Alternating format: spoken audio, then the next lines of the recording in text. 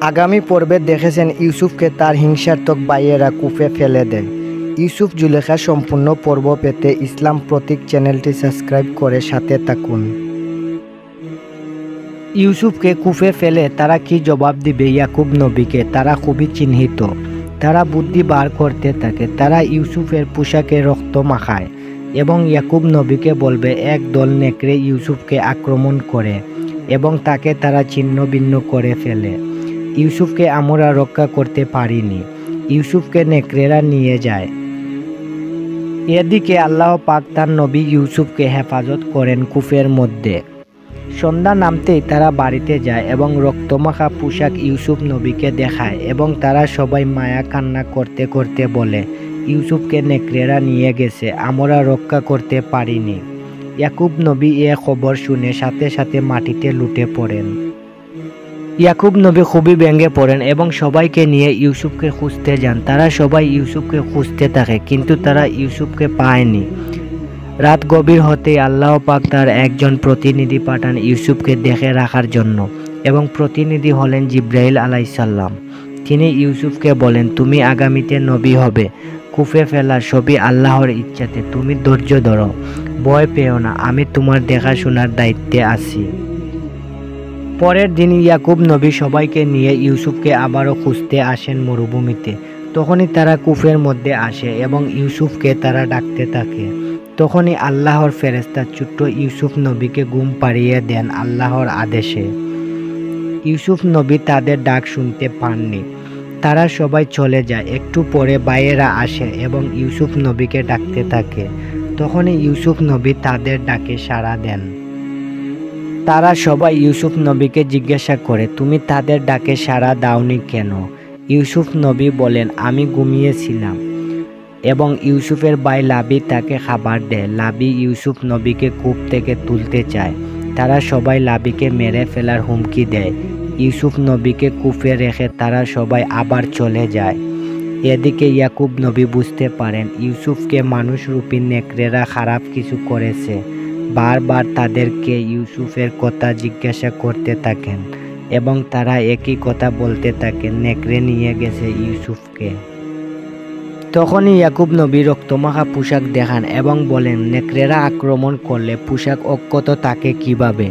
সবাই বুঝে যায় তার ভাইয়েরাই কিছু একটা করেছে ইউসুফের সাথে। কিন্তু ইয়াকুব নবীর হাতে কোনো প্রমাণ নেই এবং স্বপ্ন দেখাটা সত্যি হয়ে গেল। একটি কাফেলা এক দেশ থেকে অন্য দেশে মালামাল কিনে নিয়ে যাচ্ছিল। তখনই বিশাল একটি বালুঝড় আসে এবং তারা পথ হারিয়ে ওই লবণাক্ত কূপের পাশে এসে পড়ে। কিন্তু তারা জানতো কূপের পানি লবণাক্ত। তারা কূপের পাশ দিয়ে চলে যেতে থাকে। তখনই তাদের গুড়া উট দাঁড়িয়ে যায় এবং কিছুতেই নিতে পারতাছিল না। এদিকে সবাই পানির জন্য মরিয়ম হয়ে উঠে। সবাই পানির তৃষ্ণার্ত ছিল। তাদের সর্দার বলতে থাকে, অযথা কষ্ট করে পানি তুলো না, এই কূপের পানি লবণাক্ত, কোনোভাবে খাওয়ার উপযুক্ত নয়। এদিকে পানির জন্য তাদের কিছু লোক মারা যাচ্ছিল। তারা সর্দারের কথা না শুনে পানি তুলতে কূপে জুড়ি ফেলল। এদিকে আল্লাহর ফেরেশতা ইউসুফ নবীকে বলেন, তোমার পরিচয় দেবে না, তুমি জুড়িতে বসে পড়ো এবং তাদের সাথে চলে যাবে। এটাই আল্লাহ চান, তবে তোমার পরিচয় গোপন রাখবে। প্রথমবার তারা জুড়ি ফেলল এবং পানি তুলে মুখে দিয়ে দেখে পানি লবণাক্ত নয়, এটা তো মিষ্টি পানি। তারা সবাই অবাক হয়ে যায়। আল্লাহ তার নবী ইউসুফের জন্য লবণাক্ত পানিকে মিষ্টি পানিতে রূপান্তরিত করে দেন। সুবহানাল্লাহ।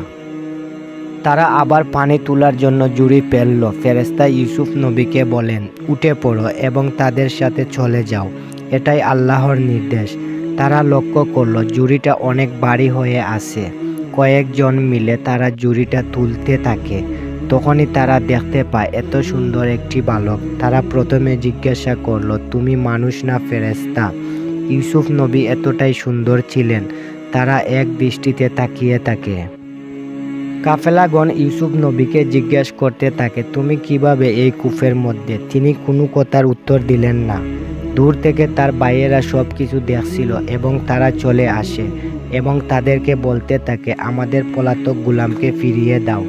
কিন্তু কাফেলা সর্দার ইউসুফ নবীকে বিক্রি করে টাকা কামাতে চায়।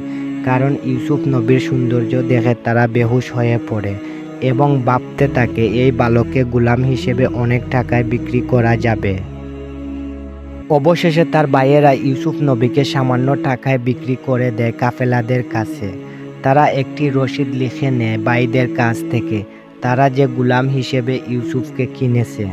তারা একটি শর্ত দেয় ইউসুফ নবীকে যেন তারা বেঁধে নিয়ে যায় এবং দূরের কোথায় বিক্রি করে দেয়। কাফেলার লোকজন ইউসুফ নবীকে তারা বেঁধে নিয়ে যায়। আগামী দিন কি ঘটল ছোট্ট ইউসুফ নবীর সাথে, আমার সাথে থাকুন ইসলাম পথিক চ্যানেলটি সাবস্ক্রাইব করে। আগামী পর্বে আমরা দেখাবো ইউসুফ নবীকে তারা কিভাবে জুলেখার কাছে বিক্রি করে দেয়।